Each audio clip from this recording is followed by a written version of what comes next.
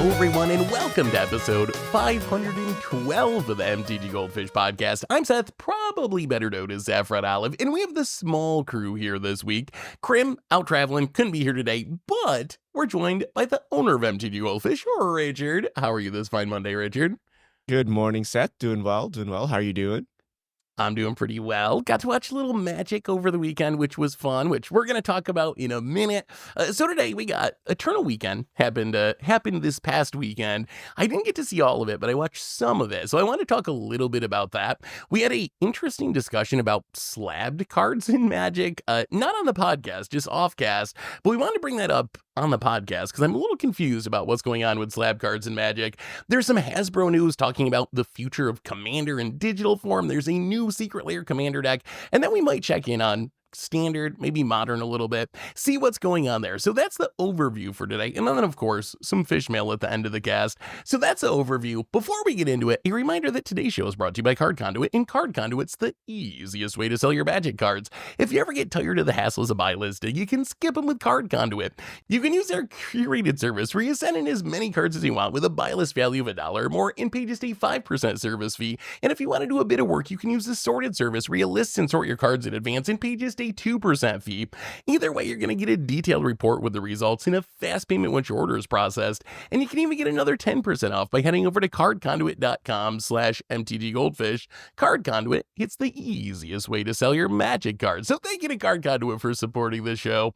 And let's talk some Magic. And let's start with Eternal Weekend. So Eternal Weekend, the biggest Eternal weekend, I guess, of the year, the biggest legacy and vintage tournament of the yes, I know I nailed it.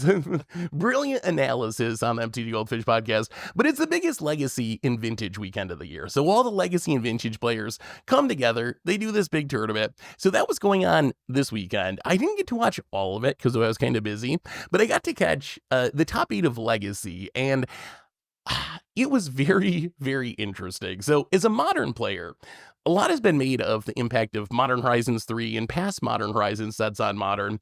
I haven't played a ton of Legacy recently, so I turned on this tournament, and I was kind of surprised to see just how much Modern Horizons 3 had really shaken up Legacy. So the finals ended up being a Mystic Forge artifact deck versus a what they called Nadu Elves.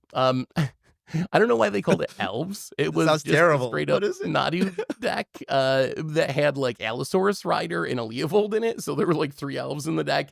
So it was Nadu versus Mystic Forge. And this is how it went, Richard. I was ready for some good, grindy, fair Magic. So they sit down to first game of the finals. The Mystic Forge player's on the play, and Reed Duke's doing commentary, and he's like, oh no, the Nadu player, they got the turn 2 win in hand, the very rare turn 2 win draw. The Mystic Forge player, whatever, just combos off wins on turn 2 before the Nadu player even gets to turn 2 to win. Game 2, Nadu player on the play drops a Collector Roof on turn 2. The Mystic Forge player can't do anything, scoops it up on turn 2, and then game 3 is a mulligan to 4 that eventually ends with the Mystic Forge player winning. And it got me thinking, something's got to be out of whack in Legacy, because when I think of Legacy, I think of all these like degenerate turn 2 kill decks, but they're held in check by Force of Will, right? You have these free interaction, so it's not just a bunch of turn 2 kills, but it turns out apparently that Vexing Bauble from Modern Horizons 3 that stops free spells is really good at stopping Force of Will. So now apparently Legacy's in just like this very, very combo heavy Modern Horizons 3, like the Mystic Forge deck in game 1 of the finals. It was turn 1, Grim Monolith, untap it with a Voltaic Key, second Grim Monolith, untap that with a second Voltaic Key, untap on turn 2, Kozilek's Command X10 to find a Karn to get a Mycosynth Lattice from the sideboard and just hardlock the game. And that was the game. Richard, you used to play Legacy. Have you seen any of this? Did you keep up on Eternal Weekend at all? What do you think is going on in this format? Well, one, Seth, I didn't know it was even happening. No, but 2. Wait, is that was Force of Willable, that line of play? Like, aren't we like? I thought we were complaining about Frog and Initiative. What happened? I thought we were complaining about how like Delver is like unstoppable. Like every set there is some weird tempo iteration, like, you know, the Red and Six Wasteland era, the apparently Frog era. What happened here? Why are we So degenerate combos all of a sudden? Like, you force the will the Vexing Bobble, then you force the will the next thing, right? yeah, so apparently Frog is still really good, and it's still most Legacy players are saying it needs to be banned, but it didn't really make waves in the top 8 at all. Like, there were 4 Mystic Forge decks in the top 8, and then a couple of scattered other decks, like the Mystic Forge combo deck, and it was very interesting to see just, like, chat talking about the tournament. There's a lot of, like, Yu-Gi-Oh players that were like, this Oh is no, no, this not is the actually Yu-Gi-Oh like players. Yu-Gi-Oh, but even worse than Yu-Gi-Oh, and just like how fast and degenerate it is. What do you think we can do about this, Richard? Like, is there like, does Vexing Bobble, is that actually like, does it need to be banned? Is that actually a problem because it's stopping Force of Will from policing the format? Or I don't know. I don't know what to think of this Legacy format. Wait, what's the new card in Mystic Forge to make it like a deck that has arrived somewhat recently? So part of it is the Vexing Bobble. It's Just gives literally it just Vexing Bobble that gave it enough resilience. it also has One Ring, which is kind of recent. The other big one is the Everyone plays One Ring. Kozilek's Command for Modern Horizons 3, which I don't know if Uh, you've got to play with Kozilek's Command very much in Modern. That card, it punches up so hard. Like, it doesn't look like much. You read it and it's like 2 and X to make some spawns or scry a bit, but it turns out that it's actually so strong because the spawns kind of give you back all the mana, that most of the mana that you spend on it. Plus you get to scry a ton or kill something. So that's the card that it just gives it so much more consistency. So now you don't just get your key thing hit by Force of Will because of Vexing Bobble, and you can use all your mana to like scry 10 to find whatever your finisher is, your Karn the Great Creator or your Glaring Flesh Raker or whatever that's going to actually kill your opponent. I mean, I don't know. The deck sounds kind of cool. I mean, okay. I don't know. On one hand, we complain it's like blue or bust format. You know, it's Force of Will, Brainstorm, or you got really nothing going on. Now we have Vexing Bobble. Apparently, you can count. There's counterplay to Force of Will now. So I don't know, but at the same time, I get it, right? Like all the problems we have in Modern, Legacy players have it like twice as bad, right? Because Yeah. their decks are even more expensive, their cards are even more iconic and long running, and then now you're beaten up by a frog in Kozilek's Command or something, apparently, right? So at least the Yep. One Ring goes in like every deck, like so like every deck just plays the One Ring and you call it a day. But like, you know, the other cards are like enabling or pushing favorite archetypes out. I remember back in Yeah. the day. Oh my god, I remember, you know, we're thinking about like article series and stuff like that, right? And one of the most popular things to do was like how you can spend the next year of your life building towards, is it Delver or something like that, right? Like Teamer, Hmm. Delver, whatever the flavor was, right? Like, oh, well, you start with like Burn and then you play Tempo and then you can finally afford some Volcanic Islands and then you add this and then eventually you get to a full-fledged like tier 1 legacy deck that will last you forever, right? Yeah. Like that is long gone. By the time you put together like two volcanic islands, like your deck is probably rotated twice over, right? So I don't know. Like Do people are you complaining, and I get it, but like you can't like what do you do? Ban the last like 2 years of cards? Like how do you yeah. undo it, right? You can't. It's the same issue with Modern, right? Where people are like, oh, well, you could just stop printing Modern Horizons cassettes. And I'm like, that's probably the worst world, because then you're just frozen with Modern Horizons 3 staples being the best thing in Modern, like forever, which is actually in some ways maybe worse than having new staples come in and push them out, or still like not ideal. The other comment I found was interesting. Speaking of people complaining, so you had people memeing on like just how fast the kills were and were Yu-Gi-Oh now. You also had people that were just like, do you guys like any deck? No matter what deck shows up on here, like you're I think complaining so. about it. Do you even like Magic? Is there any decks that you like in Magic? And I was like, that's actually kind of a fair point, that we do just kind of complain about every single deck. Like if it does poorly, we complain. If it does do well, we complain. So maybe part of it's just Magic players' love of complaining. What do you think? You hit on something interesting there about how you used to be able to build towards Delver and Legacy. And we've talked about this with Modern too, right? It used to be a format where it's super expensive, but you buy a deck and you can play it for a bunch of years.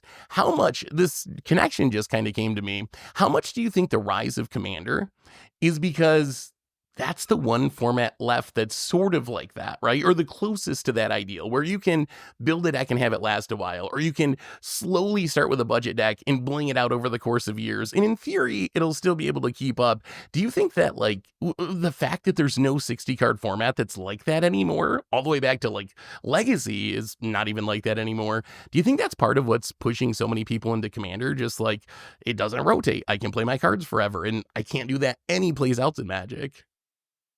I mean, I think that is one of the big things. Although Commander's having this issue too, right? With the push of like printing for Commander, the focus on Commander, I would say like your 7 deck from 3 years ago is now a 5 or a 6. It's still Yeah, playable because it's a casual format. It's 4-player. There's more RNG. There's less emphasis on winning. But your deck definitely went down in power level. Whereas if we went like 5 years back, your 5-year-old deck probably the same power level, right? Like a little change or something, but like, nothing really changed. The problem is when you go to Legacy, if you're trying to win a tournament or you're trying to like win anything really, right? If your deck starts going down in power level, it's unplayable, right? So like, yeah. yes, I could theoretically bring out my Punishing Fire Jund deck, okay? Like I could theoretically bring it out. It is still legal, but I will get absolutely nowhere, right? In any 1v1 matches, let alone like trying to win Eternal Weekend. In Commander, you can still kind of have fun, like being power levels down. Like it kind of still works because it's casual and it's multiplayer. People will leave you alone and they'll like balance it. But like, there's no way your opponent's like mulling to 4 because you're playing like a 2017 Legacy deck, right? Like no one's gonna give you those concessions in 1v1. So it Yeah. really hurts in these old formats that you can't play your old decks. And to me, it's just like standard, but 5x the price, right? Like it's gonna rotate. The decks are fast and you need to play meta, but everything is super expensive. And it used to be you bought dual lands and then you called it a day, right? Like the rest of your deck was like literally pennies, right? That's no longer the Yeah. case, right? Like, oh, I gotta fork over one rings, I gotta buy this, I gotta buy whatever broken mythic standard card, like broke legacy. Like, so it's not just like buy the staples and you're good for life. It's like still actually kind of expensive, even after the staples. Yeah. Modern used to be like that too, right? If you get your fetches and your shocks or whatever, you'd have like the most expensive part of pretty much every deck. And then you could just swap in like all the other cards that were not that expensive. But that's really changed where now lands are cheap and it's the most powerful new cards that tend to be, or I guess in Legacy, reserve list cards that can't be reprinted that make up a huge chunk of the deck's price. Do you think, Richard, is there any argument for starting some sort of new 60 card format to try to relieve this pressure? Like if What would we it think be? that, because even Wizards has said this, right? We've seen this with Standard, with the Wizards talking about one of the big pieces of feedback we got is players don't want rotation so much, so we're going to slow down rotation because people want their cards to be legal for longer. Is there any way we can make that happen in like eternal 60 card formats? Like you can't just ban Modern Horizons, you can't not print more Modern Horizons, or is this, it is what it is? Like that ship has sailed at this point and we just make the best of whatever we're at these days. So there are a couple fan formats where people are like, it's pre-modern, right? Or it's 2014 modern. I don't know if those are the same thing, but like they try to freeze it at some point in time. Yeah. The problem is it gets stale fast, right? Like you've just frozen Tiny the card leaders. pool and you're playing with this forever. Yeah. Tiny Leaders actually got new cards, no? It didn't die because of that, right? Because you could keep It getting new got it cards. got new cards, but it did get stale. And I even got new cards, Yeah. but it But still ended up getting stale. so the trick is to like ban the stuff you don't like and then somehow get a slow trickle of new cards. And I don't know how you would do it other than like we become like Pauper going forward, like only commons and uncommons. Therefore, in a year, Wizards will only possibly print like 1 to 5 legacy playable commons and uncommons or something like that, right? Like you have to do something weird like that, or it has to be super curated. But like there's no way it will work, right? Because I'm sure you'll look at some of the cards that are being played in Legacy right now, and then at the time, people are like, "This is complete jank. This is unplayable," right? And then someone breaks it, and then you're like, "Oh my god, I don't want to see this ever again." So I don't know who would curate such a list, but I mean, that who would be Wizards of the Coast. But like Yeah. I don't know. I don't think you can fix it, right? Like you just need to not power creep everything. But Wizards while selling cards for eternal formats, the only thing to sell cards is the power creep the existing cards. So I don't know. I think the cat's out of the bag. I don't know that we would go back, and I don't know that we want to go back. Like, I mean, you could just freeze Legacy to like 5 years See, ago. Just never play a new card ever. yeah. See, I don't like that either. Like, I think that would get boring. Like, I don't like the idea of the stagnant format. I guess I want a format that changes, but just not as much as we've seen Eternal formats change the last few years. But I don't know how we get back to that point. Like, maybe this new Universes Beyond and Standard thing will have a positive impact, like, at least around the edges, because we've seen some really strong cards, like One Ring Bowmasters, like some of these shake-up cards come from Universes Beyond sets. In theory, I guess having those sets have to go through Standard. Maybe that means the One Ring is just a good card in Modern instead of, the best card in Modern, or a good card in Legacy instead of the best card. So maybe we'll see some positive impact from that. But yeah, I'm curious if you got any ideas of like what we can do about Eternal formats, which have just changed so much that is not just freezing them in time somewhere. Very curious what the rest of the community thinks. But yeah, Eternal Weekend, you can check out the VODs over on, I believe it's the Card Titan Twitch if you want to see. There was some I enjoyed watching it. Like, I love watching Legacy, but good lord, is the format, at least based on the top 8 yesterday, it looked like it was in a very, very combo-y broken place. But let's keep moving on. Richard, you brought something up this week that we were talking about. Slab cards in Magic, and we've been trying to figure out what's going on with this. So why don't you give the viewers an overview of just some of the card prices that we've seen, and explain what slab cards are in case people maybe don't know. All right, Seth, I have no idea what this discussion was, so we're just going to make it up. So over the weekend, I was talking to you, Seth, and we were trying to figure out if slabs were a scam, right? So if you look, right,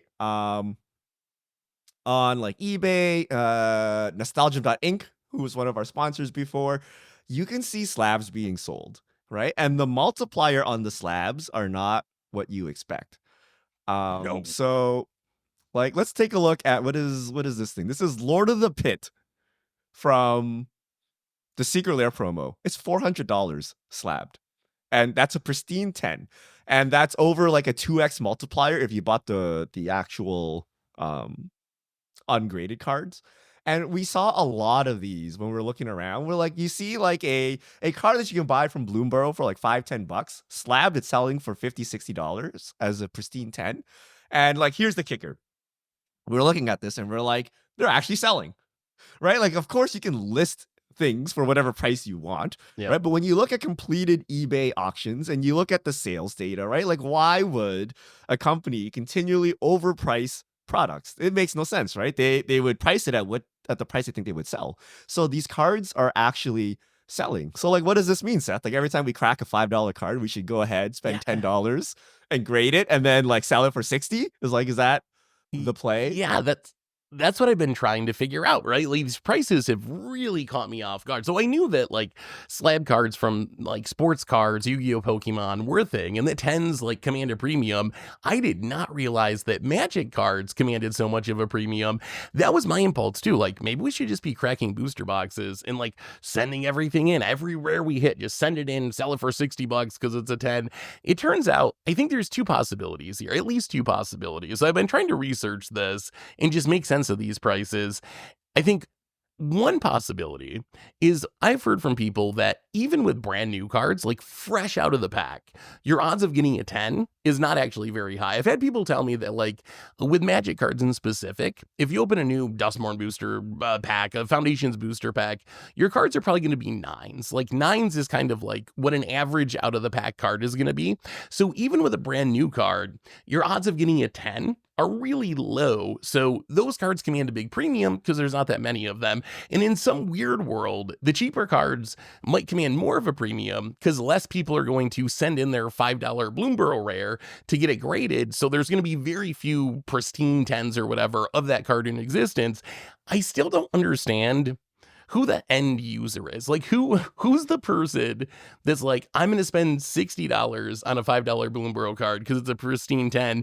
That brings me to the second possibility, which could this be a bubble, Richard? Remember like some of the NFT stuff, or like what Bored Ape Yacht Club, some of those things where we see this like huge price spiral, and it's mostly this small group of people kind of like selling these to each other, and the price keeps going up and up and up, and then eventually it all crashes because there's not that much demand for these cards. Could that be going on here? Could this actually be just like either intentionally or unintentionally like trying to inflate the prices of this market by a small group of people that are just selling them to each other essentially? Nah, I don't like. So we see this everywhere else. So that's why I don't think this is a bubble. Now you may argue that trading card games are in a greater bubble, and then maybe this is part of it. But you see this in literally every other card game, and I would say it's an important pillar of other card games, like One Piece, like Pokemon, like graded cards are a thing and a big thing, and they command a big premium. So I don't think this is some kind of like weird scam specific to Magic, right? You can argue that slabs themselves are scams or whatever, right? But I think this is in line with what we see with the rest of like the trading card market and the sports card market. So these are a thing, and like it makes sense to a degree, right? So I'm actually looking at Jewel Lotus here. So Pristine 10 sold foil etched for $800, confirmed selling. Now you don't know if it's like a fake sale, right? Like because it's very possible that you put up a Jewel Lotus, your buddy buys it for 800, you guys eat the eBay fees, but then you have created this record of 800, right?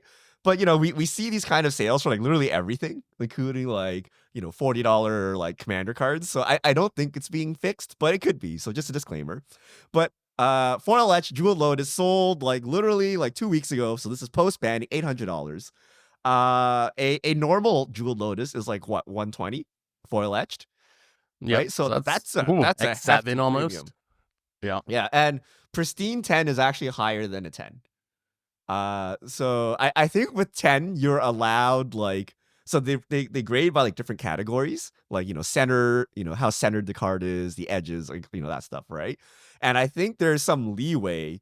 So to get a 10, you could like be under 10 in some of those categories to some limit, but Pristine 10 is like perfect across the board. So that's actually the hardest thing you could possibly get.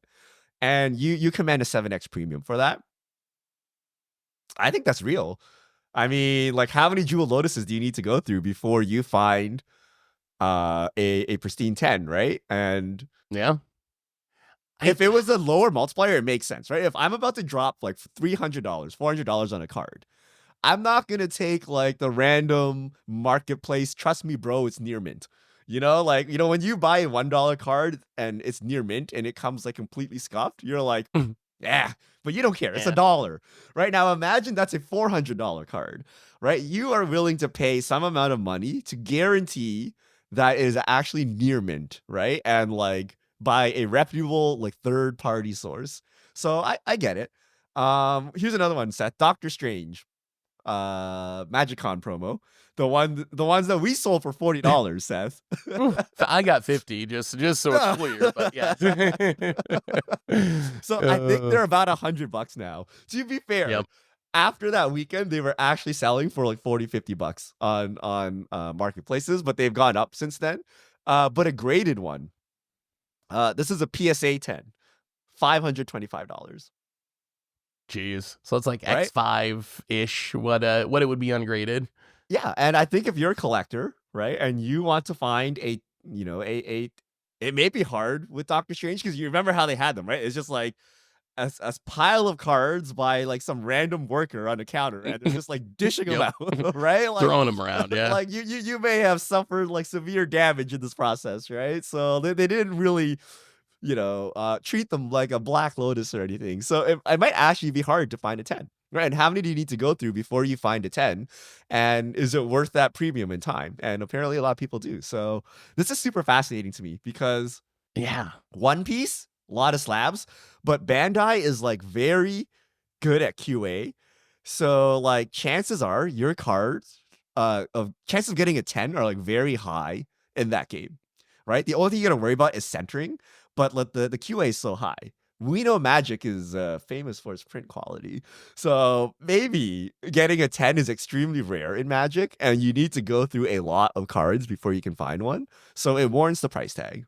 Right. And like this is why the old Black Lotuses are like very expensive, right? Because it is very hard to find a good condition Black Lotus, right? Like quote unquote pack fresh, right? But then it needs to be like centered correctly. They needed to not like cut it incorrectly. And like the factors work against you of finding like a perfect 10.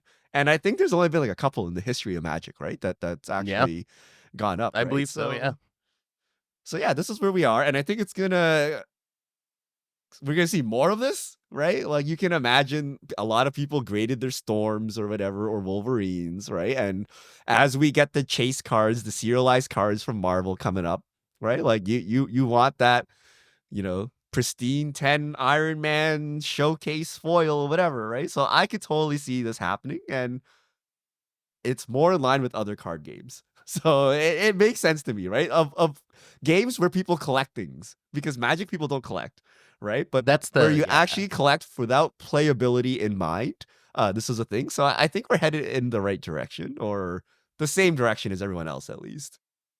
Yeah, so it makes a lot of sense to me when it comes to a serialized card, or even a foil etched jeweled lotus or a black lotus, something like that. Like those ones make sense to me. The multiplier seems, I guess I don't know the market that well. It seems wild to me that the multiplier is as high as it is, but it does make sense to me. The ones that really befuddle me are the Glarb. There was a Glarb, a random Bloomborough card. It's like a $5 card in showcase foil.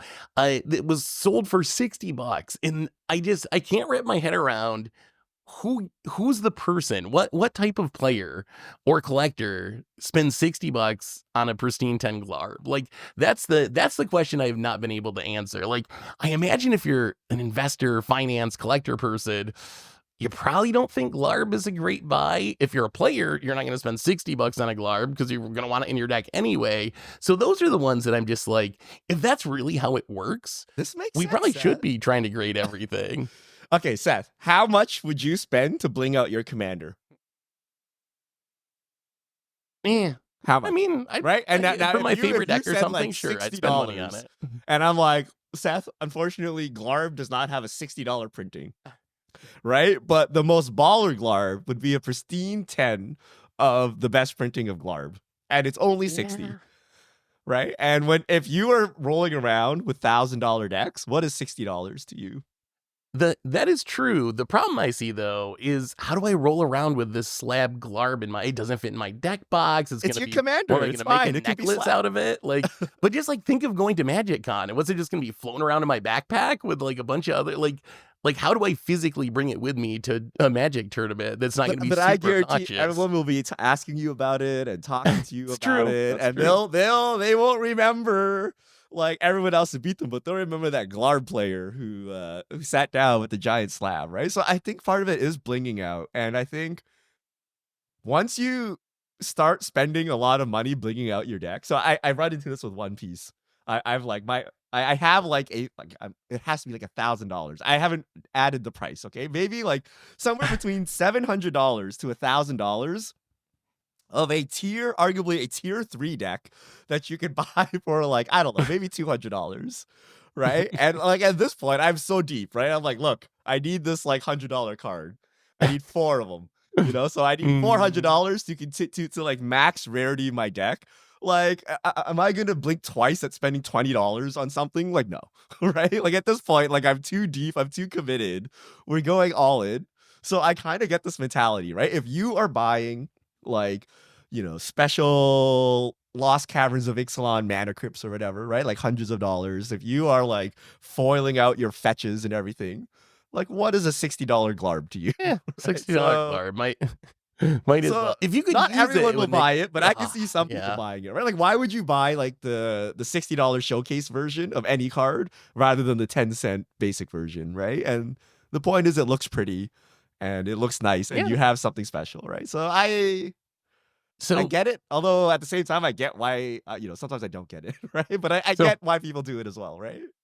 So do you think this is a shift in how people interact with Magic cards? Like, because we haven't really seen slabbing be a thing in Magic. And honestly, we haven't seen collecting in the same way, at least, as One Piece or Pokemon, where like I would say those games, well, Pokemon in specific, I think is honestly probably more about collecting than playing for a lot of people. Where if you look up Pokemon videos on YouTube, a lot of them are people cracking packs or slabbing things or going to trading conventions to try to like collect certain cards. Do you think that's changing in Magic? Are we going to see Magic be more of a collector thing for people than we've seen in the past, especially with presumably a bunch of new people coming into the game with Universes Beyond that maybe have experience with these collecting type games and moving over to Magic?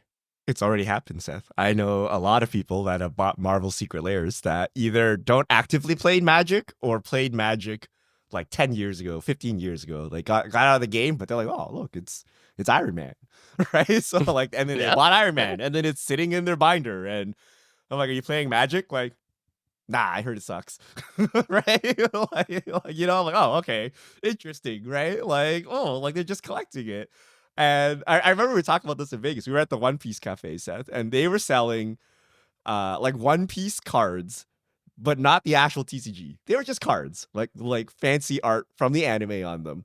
And they were $25. And all you could do is buy this card and put it in your binder and call it a day. There's like zero playability. It is literally not a TCG. It's just playing cards. So imagine that, but there is some actual like playability and theoretical use for this card. I can see people doing, you just buy Iron Man because it's cool art, and then maybe you play Magic, maybe you don't, but it's something to you because you're like, well, I could always sell it to a Magic player. It's like it's the EV fallacy, right? Like, oh, I could spend $200 on this because if I don't want it anymore, I could theoretically sell it to a Magic player, right? And they'll use it. So, yeah, people. Yeah. So maybe cards, we are seeing think sports cards or whatever, right? There's like no actual functional value of those things, yet they still command a price.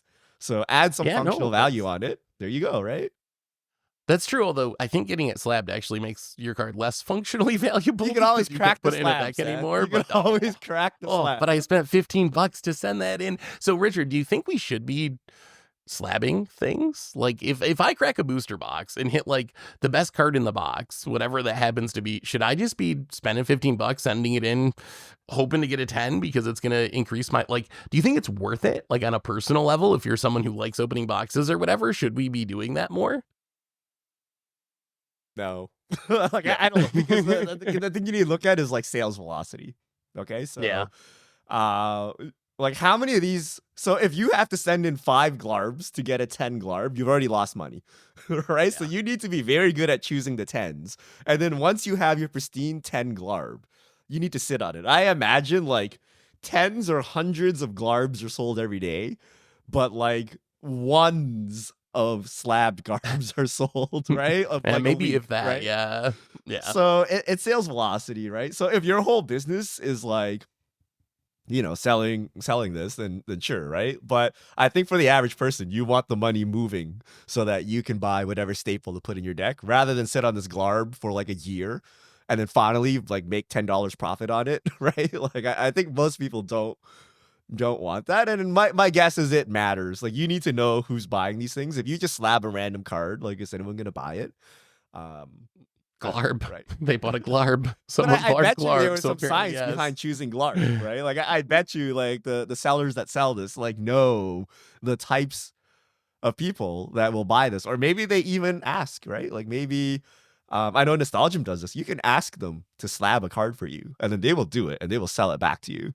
Right. So maybe someone wanted a 10 glarb, and then they were like, yeah, it'll be this much, right? Because we got to try a couple times and then we'll get it and then we'll send it to you. Right. So yeah, that could be. I mean, the other thing that's I don't think we've mentioned that it kind of makes the plan of slabbing everything a little risky is the way prices work, or maybe not intuitive, where it's not like your 10 is worth, or your pristine 10's worth 60 and then your 9's worth 50 and then your 8's worth 40.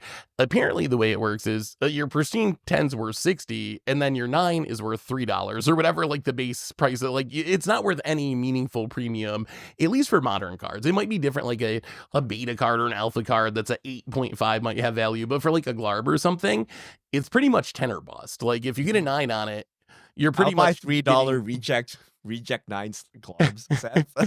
It's like going to the restaurant at closing time and they're like selling their leftovers at like steep discount. Yeah, I'm get like, that yo, cold piece of pizza for like a yeah, buck. give me So that, good. give me that CGC 8 Clarb for $3. I'll take it. I'll take it. Well, that's slabbing. If you got any idea what's going on with all these prices, definitely let us know in the comments. Let's keep moving on. So this week, we got some news from Hasbro CEO Chris Cox did an interview talking about what Wizards and Hasbro is working on. Richard, I don't know if you read this.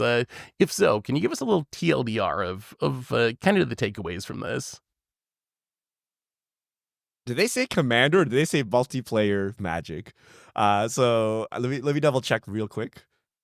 So they said in the article, this was not from Chris Cox, not a quote from Chris Cox, but the article says, currently Hasbro is testing a video game version of Commander that would potentially be separate from named. Arena. Yep. Yes, so Commander was named, not from Chris Cox's mouth, but in the article, yeah. So digital Commander on a new client. And then immediately everyone is like, yo, they better port my collection over, right? But yeah, multiplayer Commander digital would be huge and probably not work. Yeah, that's my worry. Like, so Commander's huge. People love Commander, most popular way to play Magic. I'm personally a little skeptical that a video game Commander would actually be nearly as successful as Wizards might want it to be. Like, I'm sure it would be really good for play groups. Like, imagine us on Commander Clash if we want to get together and we had like improved Moto. Imagine Moto, but you get all the cards and it's not crashing. There could be value of that to like play with your play group. My experience playing Commander with randoms online though is not super great. Commander takes so long to finish where your games are going like 2 hours or something. If you have one person drop out, it kind of ruins the whole experience, potentially like an hour into the game. You have people getting salty. Who knows what you'll have as far as chat or being able to interact with people. I think that what makes Commander so popular is it's a social game. It's the face-to-face interaction, being able to hang out with your friends or whatever.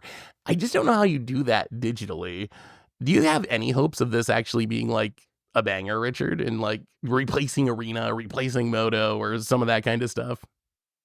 I mean, they don't want to do it. Look what they did to Standard, right? Paper Standard is dead. They're trying to CPR it back. But I think what they want to do is a Commander-inspired game, like a multiplayer game with things that resemble cards, but is like fast-paced. Maybe it won't be the complete card pool, but it will like give you the essence of Commander, but you can probably play it in like 30 minutes or something. So similar to Crim's Not Here, whatever the new Pokemon game is called, right? It's a collectible Pokemon game, Pocket, but it's, I think. Yeah, but it's like dumbed down version of the card game. And the card game is pretty simple already, like as is, right? Like, so that's my guess, right? Because ain't nobody collecting the entire catalog of Like, we don't even have like Pioneer on Arena, okay? Like, can you imagine the complete format? And I would just not play it. Like, you think they're gonna put Surveyor Scope? They're like, oh, the first card we need to put is Surveyor Scope. Like, no, right? Like, they're not gonna be able to hit the depth and breadth of cards we need. So it's gonna be like, you want to play Brawl sets, 4-player Brawl? I'm like, okay. And then like maybe it's fun enough, right? Like maybe it's fun enough as is, but it's got to be its own thing. There's no way it's full-fledged Commander, and like no one's sitting down for a 2-hour video game session that cannot be stopped, right? In 2024, like among strangers, right? Like, yeah, I feel League is already too long. League and StarCraft already suffer from this problem where it's like your match can take anywhere from 15 minutes to 1 hour. Right? Are you ready to commit? And you lose ranking if you randomly quit. You can't do it. Right? So I don't know that we want to do that. And I think that's doubly true of Magic, where presumably, based on all of Wizards' other Magic games, you're going to have to buy the cards, right? So you're going to have to like spend a bunch of money to crack packs or get the cards and then play the 2-hour game. At least with some of those other games, the cost is going to be lower overall. The other thing they mentioned that I want to bounce off you is they want digital cards to be more collectible. They actually say in the article, they want them to be more collectible, like popular game Marvel Snap. So, Richard, I know you used to do some snapping. what are they doing differently than Wizards is doing that can make their pixels more collectible? Like, how does Wizards do that? Is it just like more card styles? Like, do you do digital serialized cards? How do we make digital cards more collectible? Or how do you think Wizards is going to try to do that? They look cool and it's relatively cheap. So, okay, I haven't played Snap in a minute, but like your deck is like 10 or 12 cards, right? You just need to Mhm. buy one card style and call it a day. You don't need to buy four ofs like in Yep. Magic. And they release new arts like super fast, right? Because they pull from an existing catalog of like Marvel art, right? So you can have 10 variants of your same popular character and like no problem. Whereas Magic is like, well, I gotta wait like 5 years for a reprint and then I might get new art for it. Yep. So this is one of the Anime big problems with version. Arena, right? Like I don't know why there's not like 10,000 arts of each piece, right? If we know from Magic that it costs like 2,000, 3,000, $4,000 to commission art, are you telling me you can't sell $4,000 worth of cosmetics to make that up? Like I feel that's like Or free, right? I don't know why they don't do it, and it's probably because they want to keep it in sync with paper. or even like there's so many versions of arts of cards that already exist in paper that are on Arena. Like they could start with paying $0 because it's art that they already have on a paper card and just adding it onto Arena and selling it to people. Like, so there's so many ways they could do it.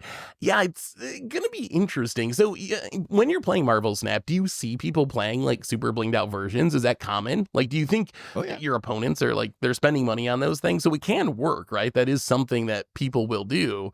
Wizards just hasn't figured out how to do it really on Arena. Like on Arena, there's I no mean, real incentive. And then yeah. the card styles are like mostly just the border extension. Like once in a while, you get some showcase stuff, but like that the default special version is just like, oh, we erased the border, and it's not very interesting. So it'll be interesting to see if they can figure that out, or if that's even something that we want them to figure out.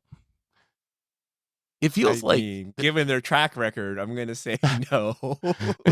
But I don't know, right? Like I would say Magic Online was truly innovative from Wizards. oh, it Like was, yeah. like Magic Online was the first time you had like NFTs, right? Like Yeah, essentially in like you had 2002. digital objects that were worth money and you could trade them and you can buy in and out, and it made the investment into Magic not scary if you trusted the system. Like if you could trust Yep. that you buy cards, you can sell them out and they'll give you back the money, then like trying new decks, brewing, buying into the game is super free, right? Because like at worst, you can sell it all back and lose 20% and call it a day, right? Yep. And back when Moto launched, that was like scary internet days. That was like, don't even give Amazon your credit card days, right? Like, so they were Yeah. truly innovative back then. And then since then, they've kind of just copied whatever. So, Magic Arena is It's basically just Hearthstone. So, it's funny it's so true, right? They went from they don't get enough credit for how innovative Magic Online really was, but they went from in the early 2000s innovating and leading in this space to I would say in the last few years pretty obvious even in this article like pretty obviously following whatever the hot trend is where like Hearthstone does really well, so we make Arena, and now Marvel Snaps doing really well, so we're going to make more card styles. So it seems like they've moved from kind of leading to following to some extent, which maybe that's the natural progression of a big company like Hasbro. I don't know, but no, it is kind of sad to that's see. not what it's supposed to be. But I mean, the good news is just look at Marvel Snap, look at Pokemon Pocket, and then in 3 years we're gonna get some scuffed version of it. I think that's That is the that's what Watsy we're. way. I mean, because I remember when Arena launched, we are like, okay, they copied Hearthstone to get something out there, like we got it right, and now they're gonna do the Magic things to it, and like Magic has literally not changed since beta. Magic Arena, it's like basically the same thing. Like we've added like one or two modes Yeah. and like that's it. But I was expecting big things in monetization, but they went backwards. Remember the good old days of animations on Magic I mean, Arena? yeah, you can argue that Arena's gotten worse since it launched, honestly, with like the amount of animations and stuff, or like they're putting less effort into it than when they launched, at least. So yeah, I was expecting that too, that it was going to be like this huge thing, but we should have probably known better because it seems like the track record is to do the opposite. What was the game before Arena? I never Duels of the Planeswalkers. You remember that? Like the kind of like digital game before that, and like a lot of people played it, and then they dumped it for Arena. Do you think they would dump Arena for this Commander client? Like, is there do you have any risk like maintaining and buying an Arena collection, or should this worry you at all if you're an Arena player? Because you're like a 60 card player for Arena, right? This new client is 100 cards. So I mean, I guess it's the same Presumably, risk yeah. of abandoning Standard to play Commander or abandoning Yeah. Modern. I feel if you have a reason for people to leave and you give them an alternative, it might happen, but I doubt it. Plus, they're just speculating. Like it's got to be like 3-4 years before we see literally anything Yeah. playable, right? Like it's got to be super far out there. I mean, if Moto can continue to exist alongside Arena, I'm pretty sure Arena can continue to exist alongside whatever this Commander client could potentially be. So I wouldn't be overly concerned about it, but it is interesting to hear them say that they're working on that specifically. So kind of exciting, I guess, although I'm skeptical that a multiplayer online client will be as good as we would like it to be. We also got new Secret Lair stuff coming up, a new Secret Lair Commander deck, which is an alt WinCon deck. So it is currently in spoiler season. It's over on the Secret Lair website. Are you gonna pick it up, Richard? Have you bought any of the previous Commander Secret Lairs? This deck is unplayable. So It it's looks like cool. any one of these alt win cons is hard enough to pull off, but you're gonna add like no support for it and like put 20 of them in. So this is a good like farming deck if you're trying to like build alt win con. Like you get your Civic Ascendancy or whatever, and then you get all the support pieces around it that's in this deck, and then you leave the rest of the deck alone. So I think you buy singles out of this. I mean, I guess this embodies like Commander, right? You're like, wow, let me just throw every every alt win con here together. But like precons are pretty bad as is, and then this is like kind of unplayable. I feel I would have It more fun like actually winning with a alt win con rather than playing a bunch of half wins and then never winning ever in my life. Yeah, I mean, it's a cool idea though. I think it like fits the, like you said, the vibe of the format pretty well. Plus, I remember playing against some WotC staff like a year ago to Magic Con with a deck that looked an awful lot like this. It was a Goshen tie deck that played all the all-win cons, and the deck actually looked really cool in person. So if it's based on that deck, it might actually play a little bit better than it looks. Like Goshen tie is a really powerful commander, and you get back all your enchantments. A lot of all-win cons are enchantments, so it might actually play a little better than it looks at first glance. But yeah, it'll be interesting to see. I wonder how burnout people are, because we've had some issues with the Secret Lair Commander decks in the past, like taking very long to ship.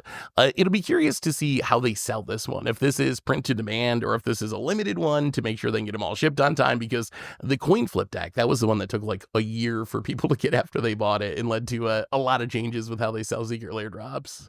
I bet you no one has any money, right? We're coming off Marvel, where you just Yep. had to buy like the mega bundle of everything for you just have to.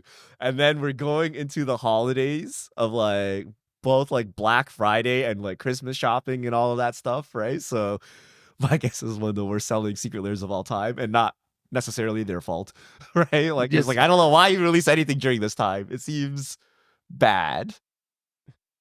So I have one more topic, and then we're gonna get to a fish mail. So I was looking at the standard metagame, Richard, and standard's been really fun. I've really been enjoying standard since Foundations. But if you just look on the metagame page, number one deck, Demir midrange. Number two deck, Golgari midrange.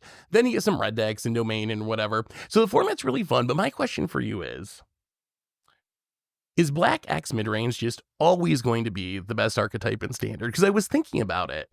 And I think if we go back like 2 or 3 years now, consistently we've had Grixis or Rakdos or Demir or Esper or Gurgari, some sort of black-based mid-range deck be relatively consistently the top deck in the format. So do you think this is like something to do with the card pool or the last couple years of standard?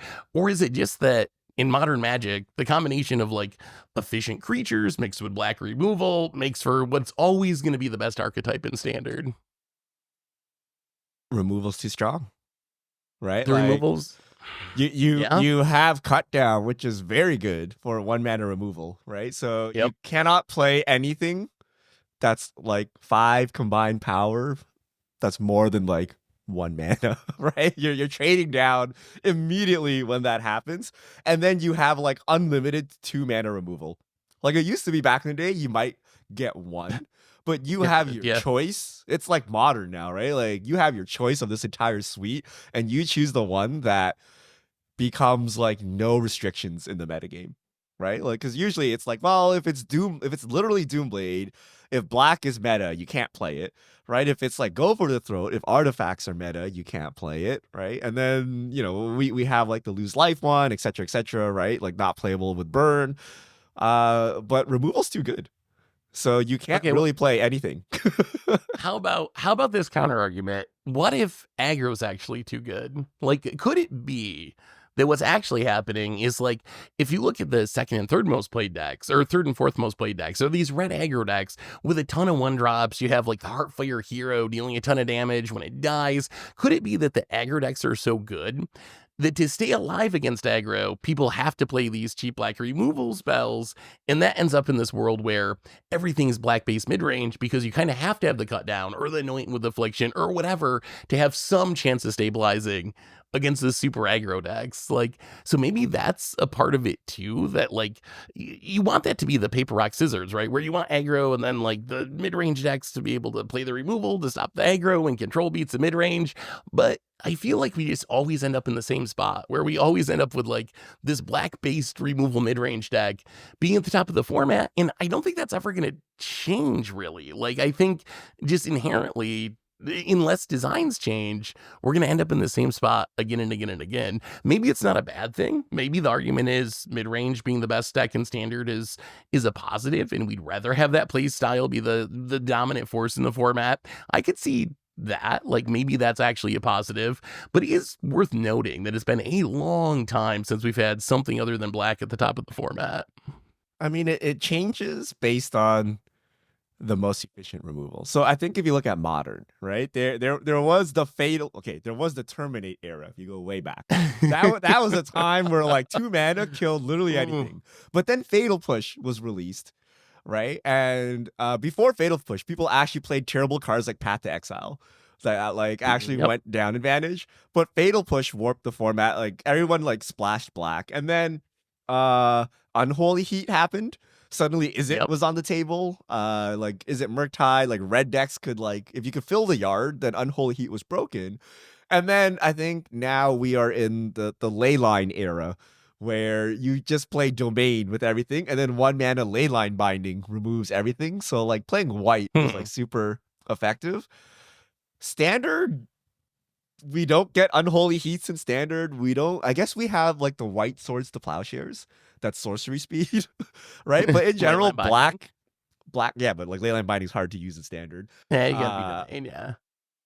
I don't know. Like black always gets the removal. I really think it's cut down. I think if you didn't have cut down Interesting. in the format, it might shift, because cut You might down be like fixes everything. It's like Fatal Push. When Fatal Push was like the new hotness in modern, like everyone splashed black because this was your out to aggro decks. This is your out to hate bears.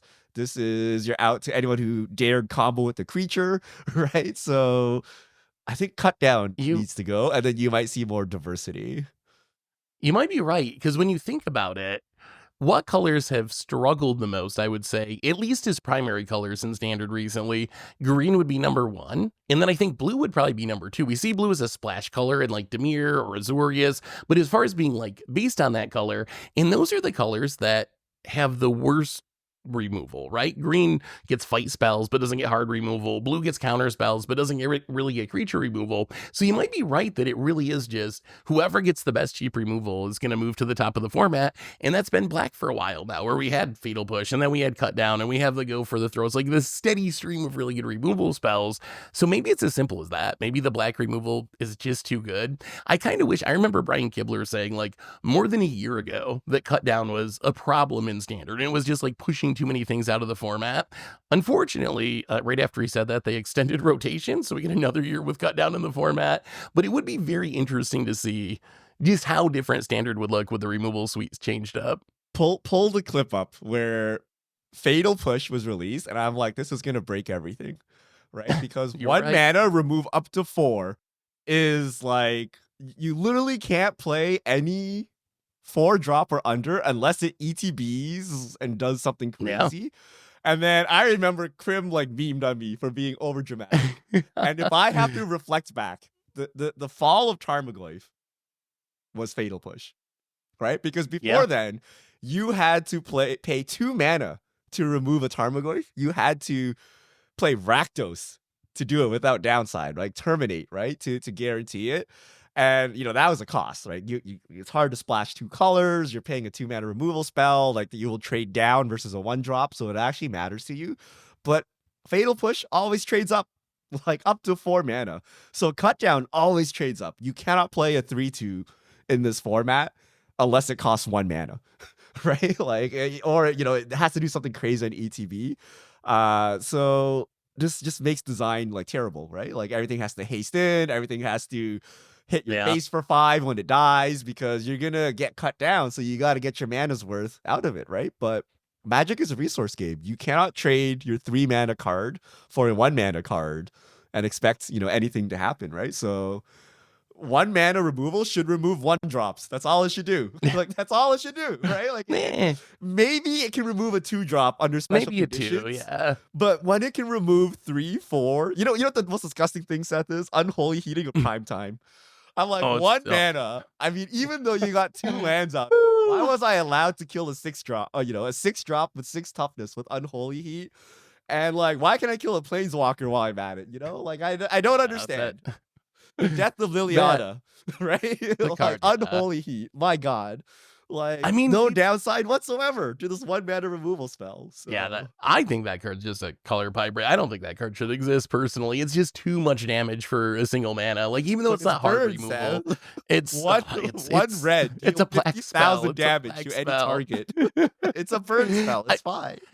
I mean, I think we're even seeing what you're saying, though, now in Modern, where if you look at what's at the top of Modern, it's the Boros Energy deck. Yes, it's very synergistic. It got a bunch of new Modern Horizons 3 cards, but I think you can argue that Galvanic Discharge and also Static Prison are 2 of the big reasons that jumped to the top of the format. They just got 2 new, arguably best-in-class removal spells. Static Prison gets anything for 1 mana, but can get blown up because it's an enchantment. Galvanic Discharge, essentially another Unholy Heat effect with an energy deck, right, where you're just killing anything for a single mana, and that's driven this deck to the absolute top of the Modern format. So maybe it is just all about the removal, and maybe we just need a little bit less of it. The thing is, like, then you have this cascading effect, right? If you get rid of Cut Down and power down that removal, I think you're also going to have to power down the Heartfire Heroes or like the Swift Spears effects in Standard.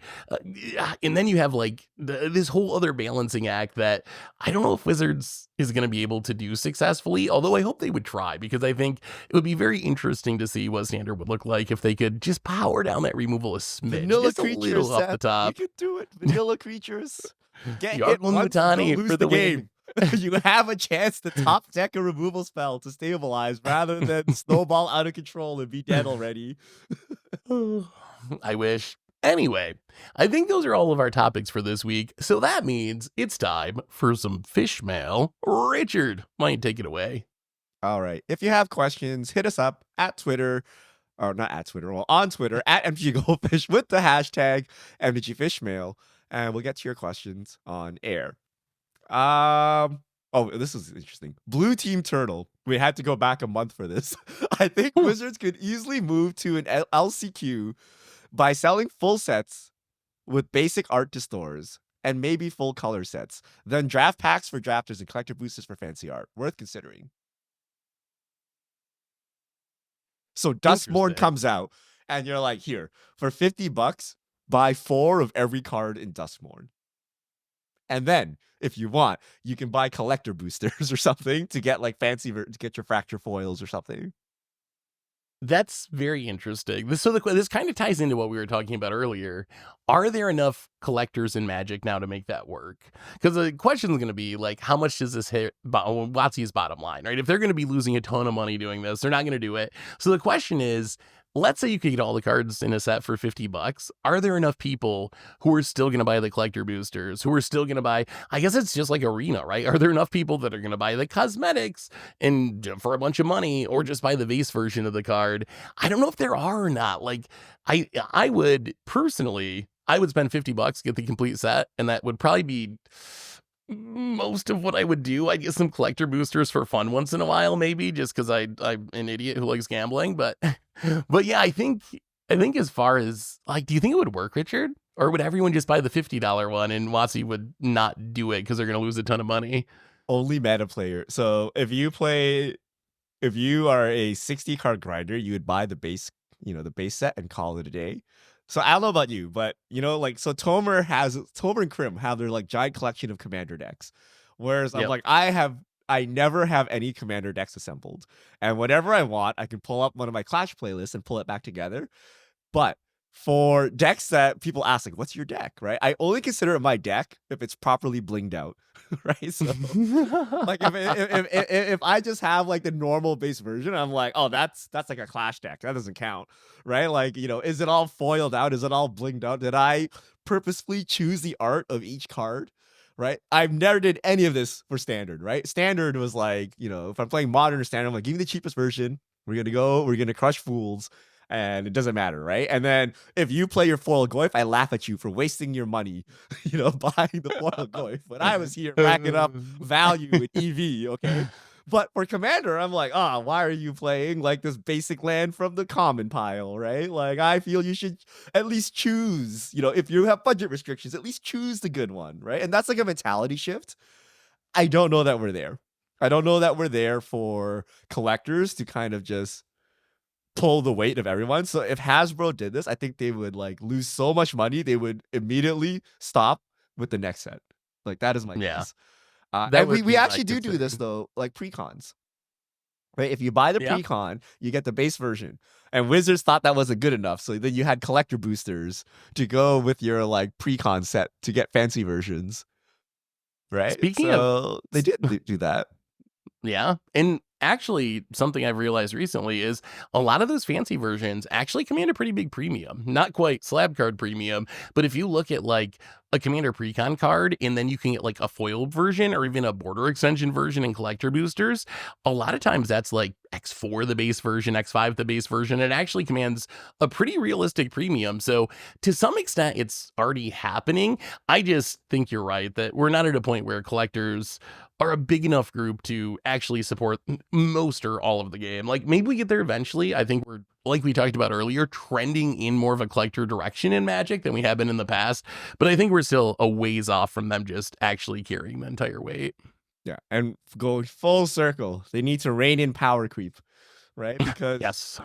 if you collect something, like if you drop $500 on a fancy Goyf, you're going to expect to play it for a long time, right? But in the current climate, it's going to be out of meta in like 4 weeks, right? Like 4 months. So you cannot like justify to yourself to drop like a couple $100 on this card. So, people actually did foil out their modern decks once upon a time. I want to meet a Yeah. modern day foiled out modern player and see like how Post Malone they are, right? Because you just cannot keep up with it.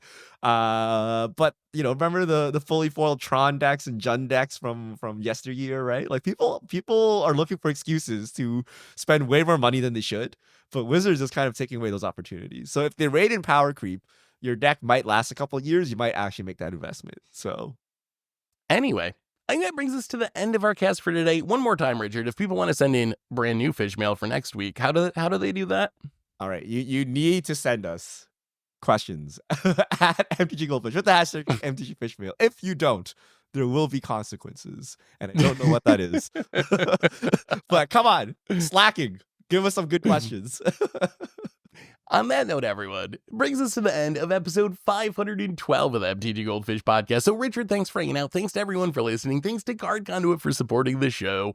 And we will be back next week to talk about whatever goes on in the world of Magic. So, until then, have an amazing week, everyone. And this is the crew signing out.